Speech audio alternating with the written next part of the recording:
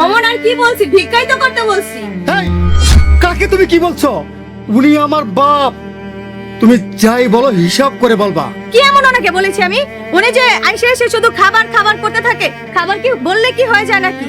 ঈশ্বর, তুমি কি আমার বাবাকে তোমার বাবা মনে করতে পারো না?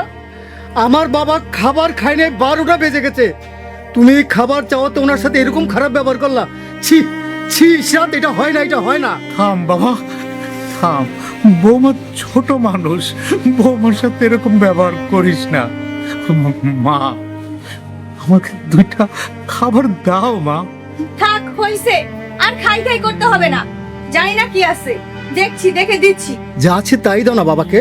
বাবা তো এখনো কিচ্ছু খায়নি। বলছি না দিতাছি, এতবার বলা লাগবে কিনা? ঢং দেখলে বাঁচি না।